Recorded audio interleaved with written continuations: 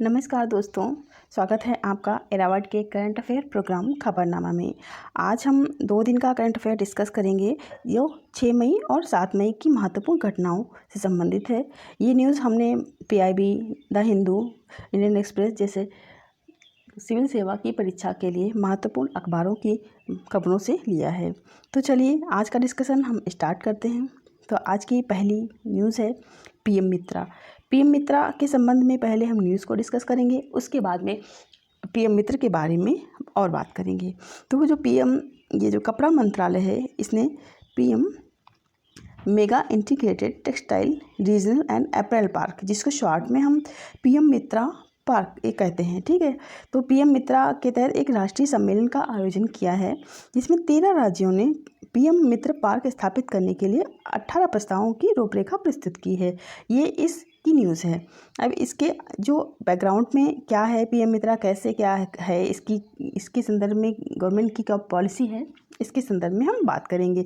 तो पीएम मित्रा कपड़ा मंत्रालय के तहत एक योजना है, जिसके तहत टेक्सटाइल पार्क बनाए जाने हैं। तो टेक्सटाइल पार्क 7 टेक्सटाइल पार्क पूरे देश में बनाए जाएंगे, जिसमें टेक्सटाइल सेक्टर से जुड़ी विभिन्न चीज़ों पर बात की जाएगी। टेक्सटाइल सेक्टर को मजबूत करने का एक प्रयास है, जिसमें 7 टेक्सटाइल पार्क हम पहले डिस्कस कर चुके हैं कि भारत में बनाए जाने हैं।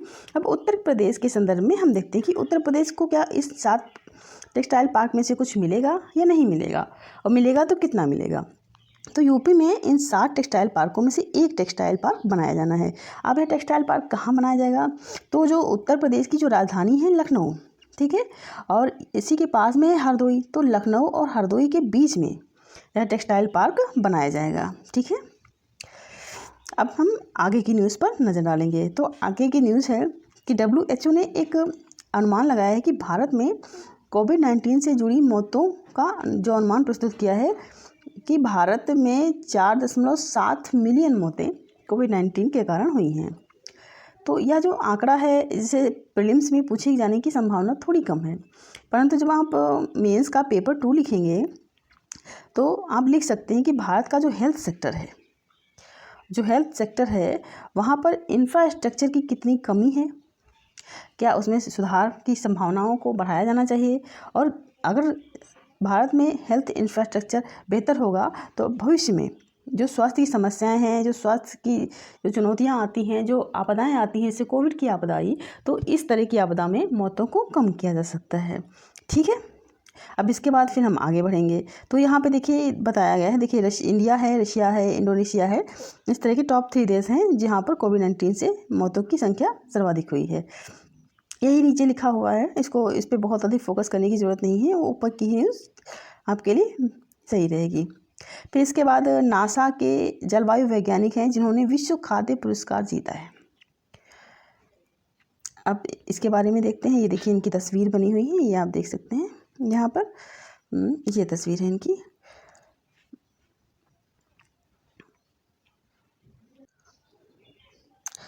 इनका नाम है, यहाँ पर देख लिखा है कनिष्ठा रोसेंचविंग। ये आप अपने हिसाब से थोड़ा सा देख लीजिएगा, मेरे प्रोनाउंसिएशन में थोड़ी सी प्रॉब्लम है। अच्छा ठीक है, इससे पहले यह पुरस्कार, विश्व खाद्य पुरस्कार किसे प्रदान किया गया, तो एक व्यक्ति हैं शकुंतला हरिके, उनको प्रदान किया गया था। और इससे पहले का पुरस्कार भारतीय रतन सिंह हैं, भारतीय वैज्ञानिक हैं, मृदा वैज्ञानिक हैं, उनको प्रदान किया गया था। अच्छा, तो यह जो विश्व खाद्य पुरस्कार है, यह देता कौन है, तो विश्व खाद्य पुरस्कार फाउंडेशन के द्वारा प्रदान किया जाता है। विश्व खाद्य वर्ल्ड फूड फाउंडेशन, ठीक है, वर्ल्ड फूड प्राइड फाउंडेशन के द्वारा प्रदान किया जाता है। और इसकी शुरुआत कब हुई, तो इसकी शुरुआत 1986 को की गई, परंतु इसका पहला पुरस्कार 1987 में प्रदान किया गया था, ठीक है। इतनी बात हमने डिस्कस की कि यह पुरस्कार इस वर्ष किसको प्रदान किया गया। तो यहाँ पे देखिए हिंदी में भी इनका नाम लिखा हुआ है, सिंथिया रोसेंचविंग को प्रदान किया गया है। ये नासा से संबंधित हैं, जलवायु वैज्ञानिक हैं, इनको प्रदान किया गया है। फिर विश्व खाद्य पुरस्कार कौन प्रदान करता है, तो हमने डिस्कस किया है कि विश्व खाद्य पुरस्कार फाउंडेशन के द्वारा प्रदान किया जाता है, और यह 1986 में प्रारंभ किया गया था, ठीक है। अब इसके बाद हम अगली न्यूज़ देखते हैं कि अगली न्यूज़ क्या है। तो अगली हमारी जो न्यूज़ है वह जम्मू कश्मीर के लिए परिसीमन आयोग से के संदर्भ में बात करता है। तो अब पहले तो हम न्यूज़ देखेंगे कि ये 3 लोग हैं वो कौन हैं, आखिर मुद्दा क्या है।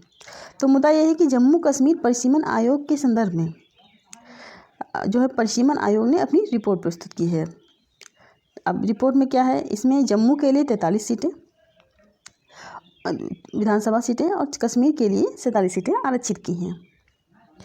और वर्तमान में यहाँ पे देखिए पहले यह संख्या कितनी थी, तो पहले यह संख्या 37 सीटें थी, वो 47 हो गई हैं जम्मू के लिए, और कश्मीर घाटी के लिए 46 थी और 47 हो गई हैं। ठीक है, ये हमारी न्यूज़ है। अब थोड़ा सा हम देखते हैं कि परिसीमन आयोग क्या है। तो परिसीमन आयोग एक संवैधानिक संस्था है, संवैधानिक संस्था है और आर्टिकल 82 में इसका उल्लेख किया गया है। इसके संदर्भ में आर्टिकल 82 में लिखा हुआ है कि संसद प्रत्येक जनगणना के बाद एक परिसीमन अधिनियम को लागू करती है, मतलब करेगी। अधिनियम लागू करने के बाद परिसीमन आयोग की नियुक्ति राष्ट्रपति द्वारा की जाएगी और यह परिसीमन आयोग निर्वाचन आयोग के साथ मिलकर कार्य करता है। तो अब यह कार्य क्या करता है, यह सभी निर्वाचन क्षेत्रों में जनसंख्या के समान प्रतिनिधित्व को सुनिश्चित करता है। क्यों? क्योंकि हमने पहले डिस्कस किया कि प्रत्येक जनगणना के बाद परिसीमन आयोग का गठन किया जाएगा। तो प्रत्येक स्थान के, प्रत्येक क्षेत्र के जो जनसंख्या का वितरण है उसके आधार पर लोगों का प्रतिनिधित्व हो सके, यह परिसीमन आयोग सुनिश्चित करता है। अब थोड़ा सा परिसीमन आयोग का विधिक दर्जा देख लेते हैं। तो परिसीमन आयोग एक स्वतंत्र निकाय है।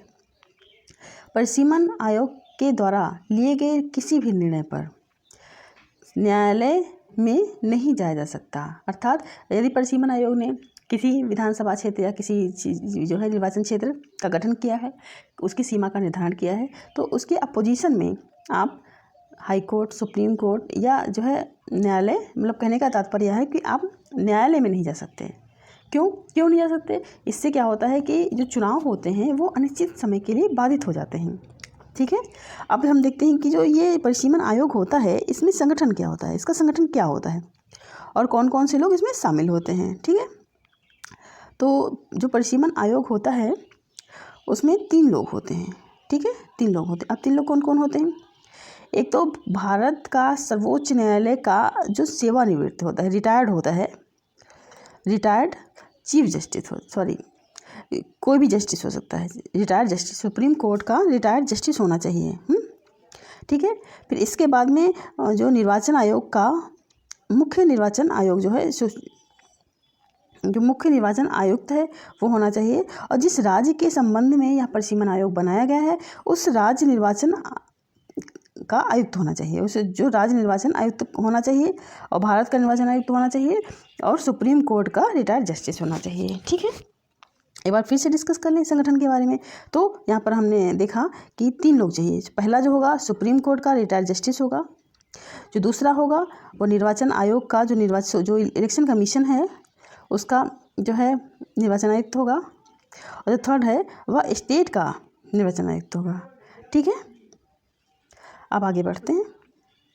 तो आगे क्या न्यूज़ है? इलाहाबाद हाई कोर्ट चर्चा में है क्योंकि इसने जो है आपने देख ही रहे हैं कि मस्जिद के संदर्भ में फैसला दिया है।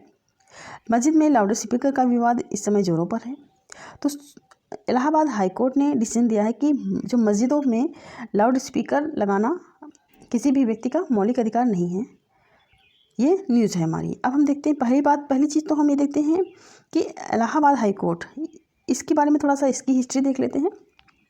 फिर हम जो धर्म के संबंध में जो मौलिक अधिकार प्रदान किए गए हैं इसकी चर्चा करेंगे। तो इलाहाबाद हाई कोर्ट की जो स्थापना होती है वो 1861 के भारत शासन अधिनियम के तहत 1866 में होती है। ठीक है, लेकिन हमको यह ध्यान देना है जो 1866 है, यह जो उत्तर प्रदेश जो हाई कोर्ट है यह आगरा में स्थापित किया गया था।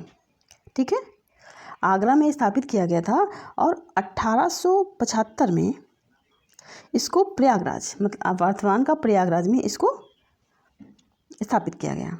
ठीक है, अब हम देखेंगे कि जो इलाहाबाद का हाई कोर्ट है उसमें वर्तमान में 160 जज हैं, जो भारत में सबसे अधिक हैं। जजों की संख्या के मामले में उत्तर प्रदेश का जो इलाहाबाद हाई कोर्ट है वो पहले स्थान पर है।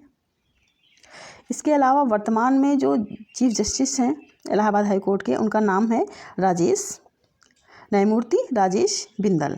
ठीक है, ये तो हमारी इलाहाबाद हाई कोर्ट के संबंध में जानकारी होगी। एक जानकारी और देख लेते हैं कि इसकी खंडपीठ जो है वो लखनऊ में है। ठीक है, अब हम इसके बाद में मौलिक अधिकार के संबंध में धर्म के बात करेंगे और भी मौलिक अधिकारों की डिस्कस करेंगे। तो लाउड स्पीकर लगाने का मतलब यह है कि वो अभिव्यक्ति करना चाहता है। अभिव्यक्ति की स्वतंत्रता के संदर्भ में बात करते हैं तो आर्टिकल 19A का क्लास 1 अभिव्यक्ति की स्वतंत्रता के बारे में बात करता है कि किसी भी व्यक्ति को वाक एवं अभिव्यक्ति की स्वतंत्रता है। ठीक है, तो इसी के लिए ये मामला 19A का भी होता है। इसके बाद में धर्म के संबंध में स्पेशल आर्टिकल है। धार्मिक स्वतंत्रता की के लिए स्पेशल आर्टिकल हैं। वह आर्टिकल क्या है? आर्टिकल 25 से लेकर के आर्टिकल 28 तक धार्मिक स्वतंत्रता की बात करते हैं। अब इसी में जो है व्यक्तिगत रूप से धर्म के अनुरूप आचरण करेगा, कौन सा धर्म अपनाएगा, कौन सा धर्म नहीं अपनाएगा, उसके प्रचार प्रसार के संबंध में यहाँ पर 25 से 28 तक चर्चा की गई है। इन्हीं आर्टिकल्स को लेकर के इसे इलाहाबाद हाईकोर्ट में केस किया था। परंतु इसके साथ एक और आर्टिकल है, यहाँ पर हम उस पर भी डिस्कस कर लें तो बेहतर होगा। वह आर्टिकल ये है कि एक आर्टिकल है 21, आप सबको पता है सबसे मजबूत सबसे पावरफुल आर्टिकल है। इसी को बेस बना करके इलाहाबाद हाई कोर्ट ने अपना डिसीजन दिया है। अब क्या है, जैसे कोई व्यक्ति लाउड स्पीकर लगा रहा है, अभिव्यक्ति कर रहा है अपनी, ठीक है, लेकिन ये मौलिक अधिकार था नहीं, ये तो पहले ही बता दिया हाई कोर्ट ने। फिर इसके बाद में किसी व्यक्ति को समस्या है, हार्ट की समस्या है, ब्लड प्रेशर की समस्या है या अन्य स्वास्थ्य संबंधी समस्याएं हैं, तो लाउड स्पीकर से किसी व्यक्ति के अनुच्छेद 19 और 25 से लेकर के 28 तक को पूरा करने के लिए किसी व्यक्ति का आर्टिकल 21 क्या होता है, बाधित होता है। उसका जीवन बाधित हो सकता है, उसके शरीर को नुकसान हो सकता है तथा उसको और समस्याएं होती हैं। तो जब भी हमने पहले बताया कि सबसे पावरफुल आर्टिकल है, तो जब जो है किसी भी आर्टिकल की वजह से किसी व्यक्ति का अनुच्छेद 21 के अंतर्गत अधिकार बाधित होता है तो अन्य अधिकारों को निल एंड वॉइड उसके संदर्भ में घोषित किया जा सकता है। फंडामेंटल राइट के संदर्भ में एक और बात कही जाती है, आपको सबको शायद पता हो कि जो है फंडामेंटल राइट के संदर्भ में कहा जा सकता है कि स्वतंत्रता है। ये स्वतंत्रता की बात करें तो स्वतंत्रता किसी व्यक्ति की स्वतंत्रता ऐसे ये आप हैं और ये मैं हूँ, ठीक है, तो आपकी स्वतंत्रता वहीं तक है जहाँ तक ये हमें नुकसान नहीं पहुँचाती, या मेरी स्वतंत्रता वहीं तक है जहाँ तक ये आपको नुकसान नहीं पहुँचाती। यदि ऐसा हम कोई भी काम करते हैं जहाँ पर हितों की टकराहट होती है तो ऐसी स्थिति में उस काम को न्यायालय मना कर सकता है, उसको अवैध घोषित कर सकता है। यद्यपि हर स्थिति में नहीं होता है, क्योंकि सामान्य स्थिति में लाउड स्पीकर लगते हैं, कोई धर्म का मामला नहीं होता है, हिंदुओं में भी लगते हैं, इस्लाम में भी लगते हैं और अभी तक लगते रहे हैं। लेकिन जहाँ पर मौलिक अधिकार की बात आ जाती है तो इसीलिए हाई कोर्ट ने कहा कि मस्जिद में लाउड स्पीकर लगाना मौलिक अधिकार नहीं है। इससे आपका इस आर्टिकल से आपका पॉलिटी का भी कॉन्सेप्ट फंडामेंटल राइट का क्लियर हुआ होगा, मैं ऐसी अपेक्षा करती हूँ। अगर नहीं क्लियर हुआ है या डाउट है आपको तो आप कमेंट बॉक्स में लिख सकते हैं, मैं अगले वीडियो में इस संदर्भ में आपको ज़रूर बात करूँगी, ठीक है। अब आगे बढ़ते हैं। रेपो रेट में वृद्धि हुई है हाल ही में, ये न्यूज़ है, ठीक है, RBI का है। तो मुद्रास्फीति का हवाला देते हुए रेपो रेट को 40 आधार अंक बढ़ाकर 4.4 कर दिया गया है। तो ये देख लीजिए, प्रीलिम्स में आपके काम आएगा फिर, ठीक है। अच्छा, ये जो रेपो रेट है, रिवर्स रेपो रेट है, रेपो रेट और रिवर्स रेपो रेट, ठीक है, ये दो होती हैं। ये RBI के जो होता है मात्रात्मक उपागम में गिनी जाती हैं, ठीक है। मात्रात्मक उपागम में जैसे महंगाई को कंट्रोल करना है, मुद्रास्फीति बढ़ रही है, अब मुद्रास्फीति बढ़ रही है इसका मतलब है मार्केट में पैसा अधिक आ गया है, तो उसको कंट्रोल करना होता है। किसी भी स्थिति में जो फ्लो है, जो लिक्विडिटी का फ्लो है, उसको कंट्रोल करना होता है। उसके लिए RBI क्या करता है, repo rate, reverse repo rate जैसी युक्तियाँ हैं, जो इसकी स्ट्रेटजीज हैं, उनका सहारा लेता है, ठीक है। तो आप यहाँ इसको जरूर देखिएगा कि 4.4% हो गया है। अब आगे देखते हैं। तो आगे एक है विशिष्ट विकलांगता आईडी योजना है। यह क्या है, इसमें देखते हैं क्या कुछ नया है या कुछ स्पेशल है, तो देख लेते हैं यहाँ पे ये क्या है। तो ये है सामाजिक न्याय और अधिकारिता मंत्रालय ने राज्य के 75 जिलों में विकलांग व्यक्तियों के लिए विशिष्ट विकलांगता आईडी योजना के क्रियान्वयन में तेजी लाने को कहा है। ठीक है, अब इसके बाद ग्रामीण विकास मंत्रालय ने आज़ादी के अमृत महोत्सव के तहत भारत के स्वतंत्रता संग्राम के गुमनाम नायकों के आधार पर चुने गए गाँवों में अपने 90 दिवसीय अभियान के हिस्से के रूप में UDID कार्यक्रम का चयन किया है। मतलब यह है कि आज़ादी के अमृत महोत्सव के तहत 75 जो है वो ज़िले चुने जाएंगे जो आज़ादी के गुमनाम नायकों से संबंधित हैं। उन ज़िलों में विशेष योजना चलाई जाएगी, 90 दिन का प्रोग्राम होगा जिसमें विशेष योजना चलाई जाएगी और उस विशेष योजना के माध्यम से विकलांग व्यक्तियों को या दिव्यांग व्यक्तियों को कह सकते हैं एक विशिष्ट ID कार्ड दिया जाएगा। जैसे ये ID कार्ड दिया जाता है, किसी व्यक्ति को समस्या है, मान लीजिए विजन की समस्या है, तो यहाँ पे लिखा होता है कि कितना % विजन की समस्या। देखिए यहाँ पे लिखा हुआ है डिसेबिलिटी है, 19% है, 90% है, 70% है। तो आप जैसे आप एग्ज़ाम देने जाते हैं तो आप ये कार्ड आप लेकर के जाते हैं, तो अगर समस्या है तो आपको एक्स्ट्रा टाइम मतलब 30 मिनट जितना भी प्रावधान होता है मैक्सिमम टाइम पे 30 मिनट मिलता है। तो आपको जैसे ये कार्ड दिखाते हैं तो आपको 30 मिनट एग्ज़ाम में एक्स्ट्रा दिया जाता है। इसके अलावा आरक्षण के संबंध में भी इसका उपयोग किया जाता है। ठीक है, अब देखते हैं अगली न्यूज़ क्या है। तो अगली न्यूज़ है शुक्र के लिए इसरो मिशन। भारत में का जो इसरो है वह शुक्र के लिए, विनस के लिए अपना मिशन भेजेगा। तो ये क्या है, इसरो दिसंबर 2024 में अपने शुक्र के लिए अपना विनस मिशन लॉन्च करेगा, यह न्यूज़ है। तो ऐसा कुछ है तो वो भी देखेंगे। फिर इसके बाद में अगला देख लेते हैं कि 2020 नागरिक पंजीकरण प्रणाली रिपोर्ट, ये क्या है। तो यहाँ पे देखिए जेंडर रेशियो के बारे में बात करता है। तो ये जो ब्लू वाला है ये मेल है, पिंक वाला फीमेल होता है, तो आपको पता ही है। अब क्या है यहाँ पे, तो ये जो 5 टॉप जो स्टेट और यूटीज दिए हुए हैं, यहाँ पर जन्म के समय सेक्स रेशियो या जेंडर रेशियो की बात कही जाती है। तो यहाँ पे देखिए लद्दाख पहले स्थान पे है, अरुणाचल प्रदेश दूसरे स्थान पे, अंडमान निकोबार तीसरे, त्रिपुरा चौथे और केरला 5वें स्थान पे है।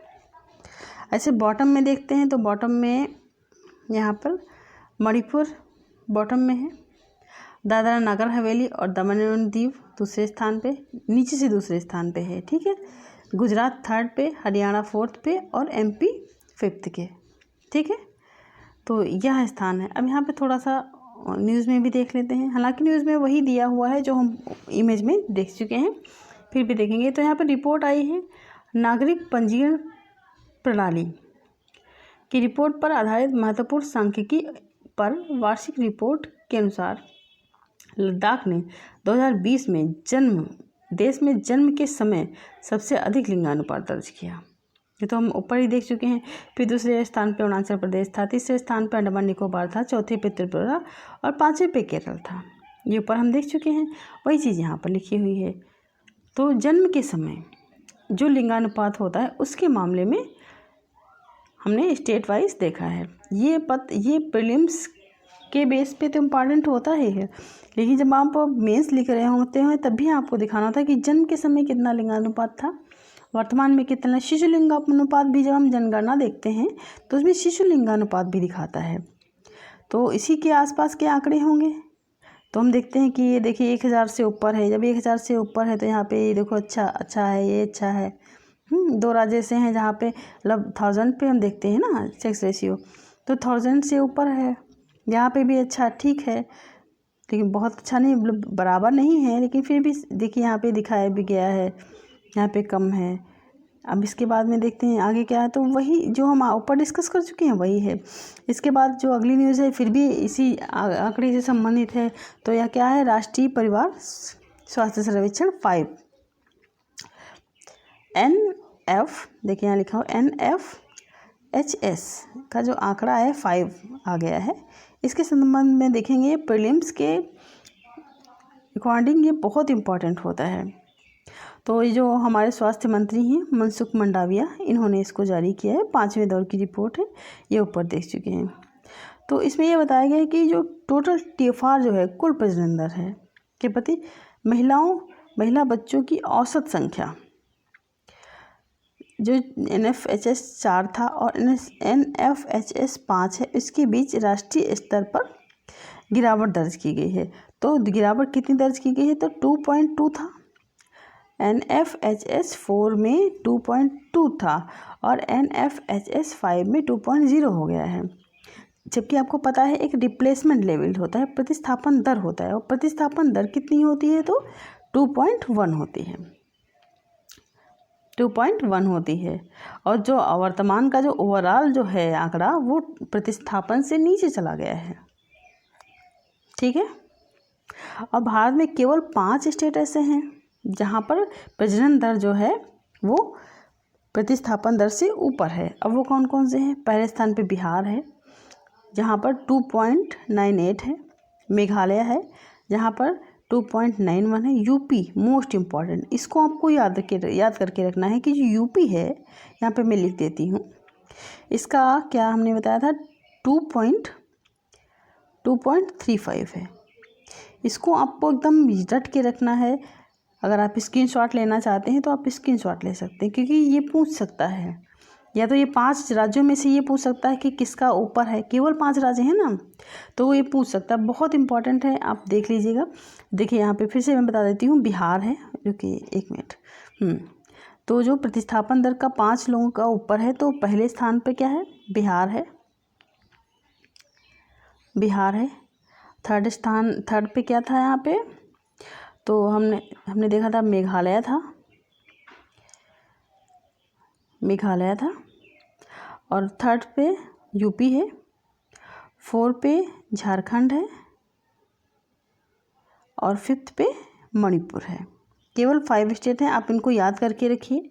ठीक है, उम्मीद है आपको समझ में आया होगा। इसके बाद और देखते हैं इसमें क्या है। तो ये गर्भ निरोधक के बारे में बताया कि ये बढ़कर के 67% हो गया है। भारत में संस्थागत जन्म 79% से बढ़कर 89% हो गया, 10% बढ़ गया है। देखिए यहाँ पे कितना अच्छा रिपोर्ट है। फिर इसके बाद में 4 वर्षों से भारत में 5 वर्ष से कम उम्र के बच्चों में स्टंटिंग का स्तर 38 से 36% तक मामूली रूप से कम हुआ है। तो जो भुखमरी है, स्टंटिंग है, इसके संदर्भ में भारत की स्थिति बहुत अच्छी नहीं है। अभी एक रिपोर्ट भी आती है, ग्लोबल हंगर इंडेक्स, जो हंगर इंडेक्स आती है, इसमें जो अभी हाल की जो रैंकिंग आई है हंगर इंडेक्स की, वहाँ पर भारत की जो रैंकिंग है वो 101 है। यह भी आंकड़ा बहुत ही विचारणीय है, इस पर काम किया जाना चाहिए, क्योंकि भारत में हंगर की इतनी खराब स्थिति है, जबकि भारत खाद्यान्न उत्पादन में अग्रणी राज्यों में है। गेहूं उत्पादन में, चावल उत्पादन में, या अन्य जो अनाज होते हैं उनके उत्पादन में भारत अच्छी रैंकिंग पे है, अच्छा उत्पादन करता है। उसके बावजूद भी भारत में हंगर की इतनी खराब रैंकिंग आती है।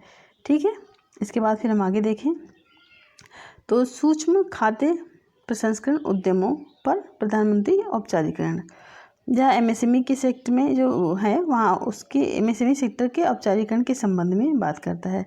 यह क्या करेगा? तो यह जो खाद्य प्रसंस्करण उद्योग मंत्रालय है और नाफेड के बीच में एक साझेदारी हुई है, जहाँ पर ODOP के तहत 3 जिलों जो ODOP उत्पाद हैं इनको लॉन्च करेंगे।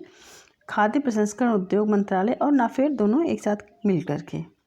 ठीक है, इसमें ज़्यादा कुछ डिस्कस करने वाला नहीं है, इसलिए हम आगे बढ़ते हैं। ये लास्ट न्यूज़ थी। इसके बाद जो है यहाँ पे देखिए प्रोग्राम है, यहाँ क्विज चल रही है। इसके अलावा जो राजस्व लेखपाल है इसके भी बैच चल रहे हैं। अगर आप ज्वाइन करना चाहते हैं तो आप ये जो नंबर दिए हुए हैं इन पर आप इंक्वायरी कर सकते हैं। तो आज की जो डिस्कशन है उसमें हमने देखिए क्या क्या डिस्कस किया। यहाँ सूक्ष्म खाद्य प्रसंस्करण उद्योग के औपचारिकरण के बारे में बात की। फिर जो है राष्ट्रीय परिवार स्वास्थ्य सर्वेक्षण 5 की जो रिपोर्ट आई है उसके संदर्भ में हमने डिस्कस किया। इसके ऊपर फिर जो है यहाँ पे जेंडर के संबंध में नागरिक पंजीकरण प्रणाली रिपोर्ट के बारे में हमने बात की। इसरो के वीनस मिशन पर हमने चर्चा की। फिर विकलांग आईडी के बारे में हमने देखा कि यह क्या है या कैसे किस संदर्भ में ये काम आता है।